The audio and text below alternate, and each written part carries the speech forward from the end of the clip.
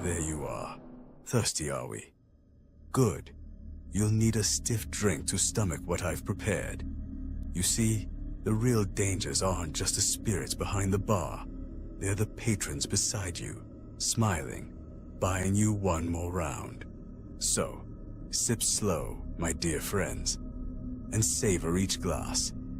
For when the last drink is drunk, the nightmares come fast. I cradled my whiskey in the shadowed corner of the bar, the glass cold against my palm, the amber liquid searing my throat. The night thrummed around me, slurred voices, clinking bottles, the sour reek of sweat and stale beer. Then I saw her. She glided through the crowd like a blade through flesh, tall, hair spilling soft over her shoulders, red lips twisted in a smirk. Her movements were too smooth, too precise, like a predator sizing up prey. I stared too long. Her eyes locked onto mine. "Hey there," she purred, leaning close, her voice a velvet noose. Her breath carried cloves and a faint metallic tang. "You look like you can move. Want to dance?" I forced a dry laugh. "Not much of a dancer." Her face flickered. Something dark writhed beneath her skin, then vanished. The smirk returned. "Come on, just one." "Nah, not my thing," I muttered. Her eyes narrowed to slits, voice sharpening like a blade. "What's wrong, you a little pussy? Scared of a real woman?" She shoved me, fingers clawing into my chest, her smirk twisting feral. "You queer?" she spat. Anger ignited in my gut. "Get out of here, you crazy bitch," I snarled, swatting her hand away. She sighed, a mocking theatrical gust, then sneered.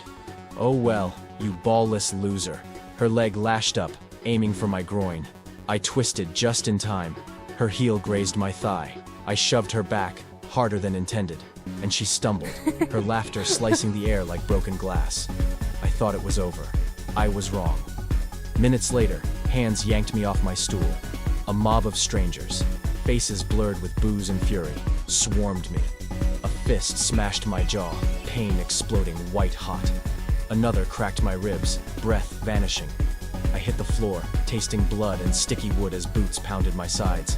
Through the haze, I saw her, whispering into some thug's ear, lips brushing his skin, eyes glinting as she watched me break. When they tired of me, I crawled outside, face swollen, ribs screaming with every breath. But the pain wasn't what clawed at me. It was her. How she'd bent those men to her will, no questions, no hesitation. Like she'd done it before, like it was effortless.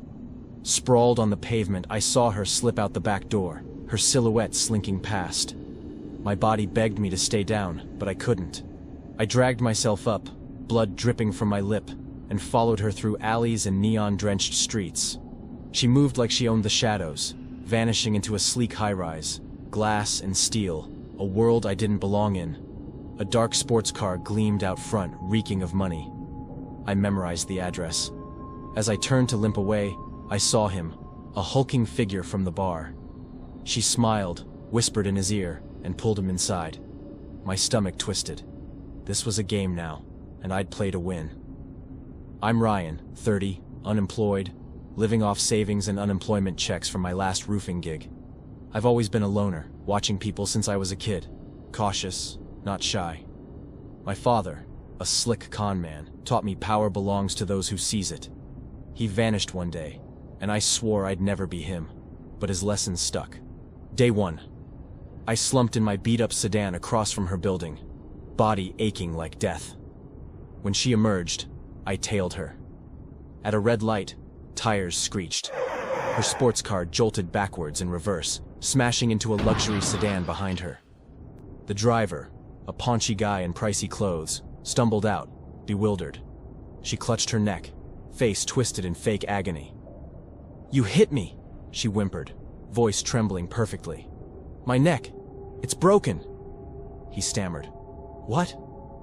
"No, you—" Cops appeared like magic. She turned on the tears, a fragile doll. "He drove into me," she gasped, hand on her back now. They ate it up.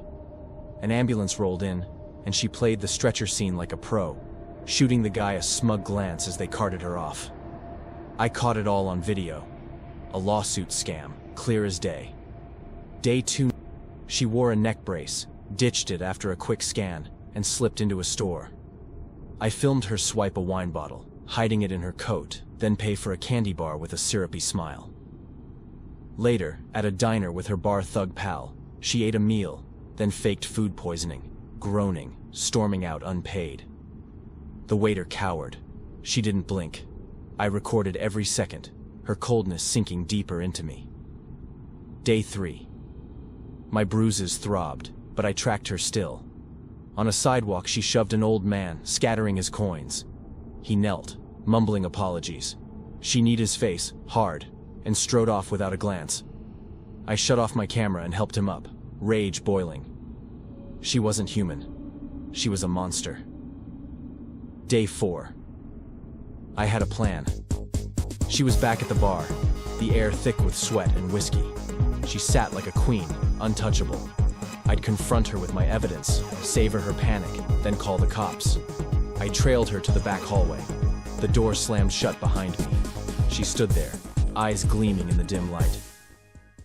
"Ryan," she cooed, "you've been a good little shadow." My gut lurched.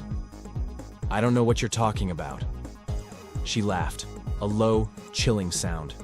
Then she lunged, a knife flashing, its tip pricking my ribs.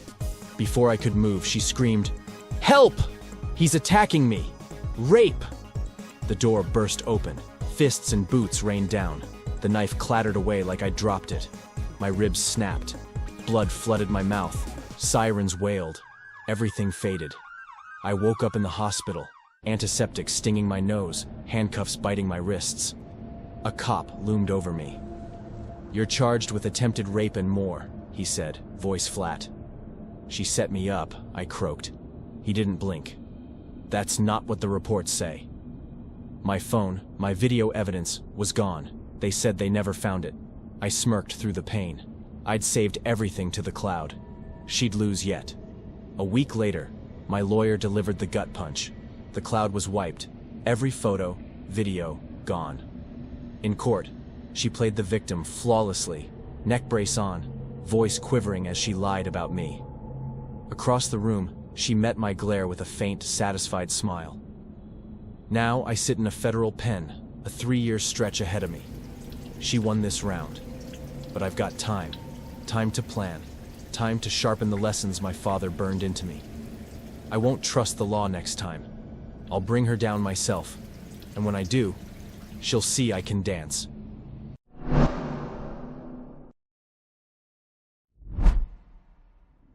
This happened to me in the summer of '93, and I still can't drive through Reno without my hands shaking on the wheel.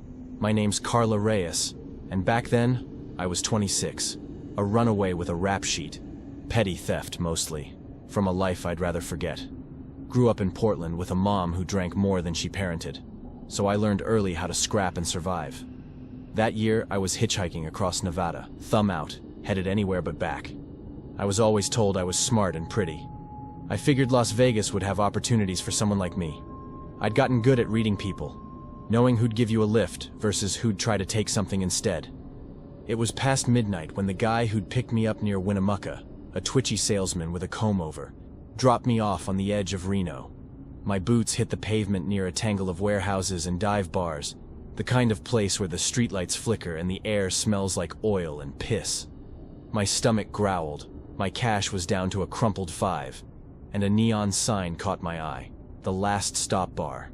Just a squat brick building with blacked-out windows and a buzzing open light.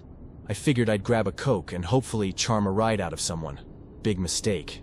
Inside, it was dim and sticky, the floor gritty underfoot. A jukebox whined some old Merle Haggard song, half broken. 3 people turned to stare. A bartender with a lazy eye wiping a glass, a woman in a leopard print top puffing a cigarette, and a big guy in a flannel shirt slouched at a table, his meaty hands wrapped around a beer. The air felt wrong, too still, too heavy. I slid onto a stool, asked for a Coke, and said I needed a ride east. The bartender smirked, showing yellow teeth. "Ride will cost ya," he said, sliding me a glass I didn't touch. The big guy stood up, slow and deliberate, and leaned against the bar next to me. That's when I saw it. A chunky silver ring on his pinky. shaped like a coiled snake with tiny red ruby eyes. It glinted under the fluorescent light, and something about it stuck in my head. "Where are you headed, girl?" he asked, voice low, his breath sour with booze. I mumbled some lie about Utah, trying to keep it light, but the woman laughed, a sharp, ugly sound, and muttered, "Fresh meat don't last long here." My gut twisted. I'd heard that kind of talk before, from Johns and junkies back in Fresno, and it never ended well. I tried to play it off, sipping the Coke, but it tasted off, bitter, like metal. The big guy kept pressing. "Where are you from?" "You alone?" His knife, clipped to his belt, had a crust of something dark on the blade. The bartender chimed in. "Phone's broke, but we can help you out, for a price." My heart hammered. These weren't just creeps, they were hunters, and I was the catch. I slid off the stool, muttering about the bathroom, but the woman blocked the hall, twirling her cigarette. "You don't leave till we say." I didn't think, just grabbed a half-empty beer bottle from the bar and smashed it across the big guy's face. He roared, blood spraying, and I shoved past the woman, her nails raking my arm. The bartender lunged, but I was already out the door, sprinting into the alley. My lungs burned as I dodged trash cans and chain link, their shouts echoing behind me. Then I saw it, an idling pickup parked outside a 7-Eleven, no one inside. I didn't question it, just jumped in, slammed the lock and floored it. Tires squealed as I peeled out, catching a glimpse of the big guy staggering into the street, knife in hand. I drove blind till I hit a 24-hour gas station, shaking so bad I could barely talk. A state trooper was there, sipping coffee by his cruiser. I spilled it all. The last stop, the drugged Coke, the knife. He listened, face blank, then said, "Wait here, gotta make a quick call." But as he turned, his sleeve rode up, and I saw it. A silver snake ring, identical to the big guy's. My blood went cold. Was he calling for backup, or was he calling them? I bolted, ducking behind the station, and flagged down a rig pulling out. A grizzled trucker hauling lumber. "Get me out of here," I begged.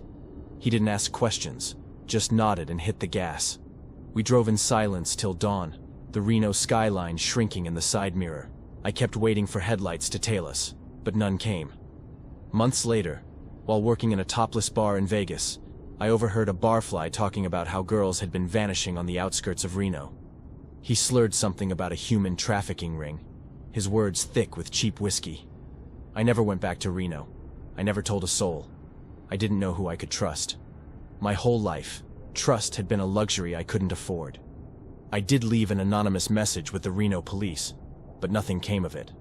Sometimes, when I close my eyes, I see that snake ring glinting, and I wonder how many didn't make it out of the last stop.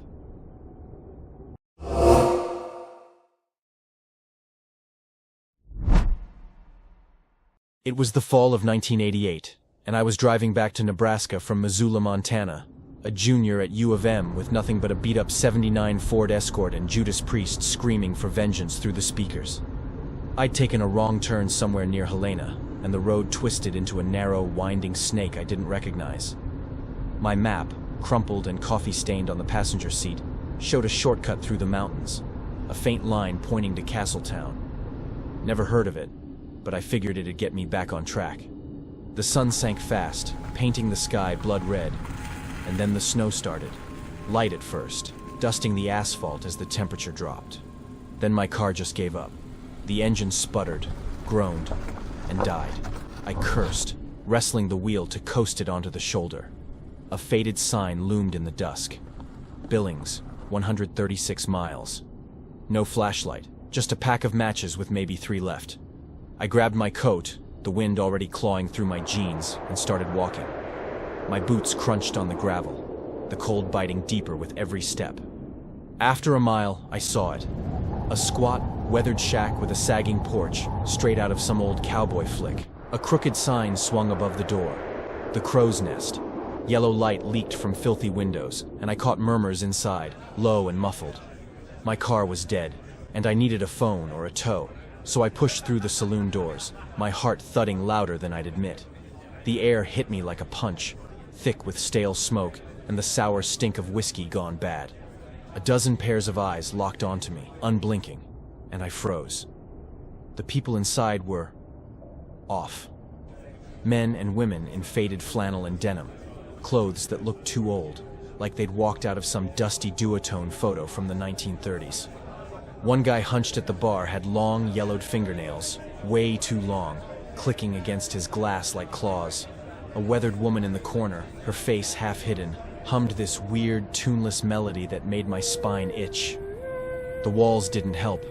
Crooked tintype photos of groups of miners stared down at me, their eyes hollow, tracking me as I shuffled to the bar. "Car broke down," I said, my voice shakier than I wanted. The bartender was this gaunt guy with deep-set eyes and a patchy beard that looked like it had been chewed off. "Got a phone I can use?" He didn't answer, just slid a glass of amber liquid across the counter, the wood sticky under my fingers. "No phone," he rasped, his voice grinding like gravel. "Drink." I stared at it, hesitating. The cold had me shivering, though, so I figured a shot might warm me up. I took it, and it burned going down, bitter. I coughed, asked again about a toe, but no one said a damn thing. Just that unsettling humming from the woman, louder now, worming into my head. The guy with the nails grinned at me, and I swear his teeth were too sharp, like a dog's. I felt trapped, the air pressing in, those minor photos glaring. I ordered another drink, just to steady myself, my hands trembling. Halfway through the second glass, the room tilted hard, my vision smeared, and that humming. It was inside my skull now, buzzing like a swarm of flies. Something was seriously wrong. Panic hit me like a freight train. I stumbled up, knocking the glass over, whiskey splashing everywhere, and lunged for the back door. The cold slammed into me as I burst outside, snow whipping around like a blizzard. I ran, blind, legs heavy as lead, breath tearing out in ragged gasps, across a field I couldn't even see. My foot caught something, and I went down hard, face first into the drifts. Snow stung my eyes, my hands, but then a shadow loomed up, a grizzled old man in a shearling coat, holding a lantern that swayed in the wind. "Not safe out here," he muttered, his voice low and rough. He grabbed my arm, half-dragged me to a barn nearby. "Sleep it off." I couldn't fight it, my body was done. I collapsed onto a pile of hay, the world spinning black. When I woke, it was morning, gray, silent, and cold as hell. The barn door creaked open on its own, and beyond it, an empty farmhouse stared back. No smoke, no tracks, no old man. I hauled myself up, boots crunching through fresh snow as I trudged back to my car. When I got there, I stopped dead. Orange safety flares and cones circled the escort, like someone had marked it off. But the doors were yanked open, the inside gutted, radio ripped out, spare tire gone. Even my duffel bag with my clothes and tapes just vanished. Worse, there was a smear of dried blood on the steering wheel, crusty and brown. My head throbbed like I'd been hit, but I couldn't remember a damn thing about it. I fumbled with the key, hands shaking, and turned it. The engine coughed, then roared to life. The cold snap must have eased up with the sun. I didn't care how. I just wanted out. As I drove away, I looked, trying to spot that saloon. Nothing. Just pines and snow stretching forever. Had I been in an accident and banged my head on the steering wheel and dreamt the whole thing? Did I get hypothermia and hallucinate it all? Back at school, I told my roommates, expecting them to razz me. Instead, they went quiet, faces pale. "Castletown's a ghost town," one of them said, voice tight. "Been abandoned since the silver mines went bust in 1936. There were rumors many people died back then of nefarious causes. People say it's cursed. Folks go missing near there, never to be seen again. That shook me bad, and I steer clear of Castletown to this day. But it really hit me in 1995, when I'm in a Grand Forks diner, nursing a coffee. A headline catches my eye. Montana Mystery. Another disappearance near Castletown. I read it, hands slick with sweat on the paper. Some traveler claims he escaped a place called the Crow's Nest, a bar no map shows, describing it just like I remember. A weathered porch, old miner photos, and those sharp-toothed grins. My coffee goes cold in my grip. I still don't know what happened that night, but late at night I swear I hear that woman's tuneless hum sometimes.